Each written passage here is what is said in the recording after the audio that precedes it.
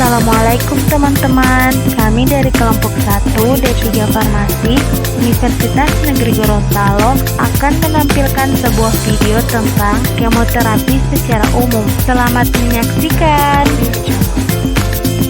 Sebelumnya kita akan membahas apa itu kemoterapi. Kemoterapi adalah terapi medis menggunakan obat-obatan anti kanker untuk membunuh sel kanker secara sistemik, mencegah sel kanker untuk membelah diri, dan menyebar mempengaruhi pembelahan sel baru yang tumbuh cepat. Macam-macam kemoterapi. Yang pertama, terapi adjuvan. Kemoterapi yang diberikan sesudah operasi, dapat sendiri atau bersamaan dengan radiasi dan bertujuan untuk membunuh sel yang telah bermetastasis. Kedua, terapi neoadjuvan. Kemoterapi yang diberikan sebelum operasi untuk mengecilkan massa tumor, biasanya dikombinasikan dengan radioterapi. Ketiga, kemoterapi primer digunakan sendiri dalam penata laksanaan tumor yang kemungkinan kecil untuk diobati, dan kemoterapi digunakan hanya untuk mengontrol gejalanya. Keempat, kemoterapi induksi digunakan sebagai terapi pertama dari beberapa terapi berikutnya. Kelima, kemoterapi kombinasi menggunakan 2 atau lebih agen kemoterapi.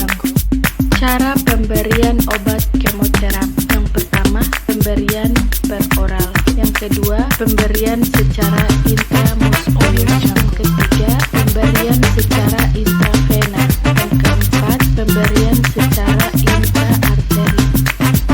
Golongan obat kemoterapi: agen pengalkil, antimetabolit, vinca alkaloid, antibiotik, taksan, platinum, analog chemtotesin, dan yang terakhir adalah hormonal. Cara kerja kemoterapi. Obat-obat kemoterapi bekerja pada DNA yang merupakan komponen utama gen yang mengatur pertumbuhan sel. Suatu sel normal akan berkembang mengikuti siklus pembelahan sel yang teratur. Beberapa sel akan membelah diri dan membentuk sel baru, dan sel yang lain akan mati. Efek samping kemoterapi.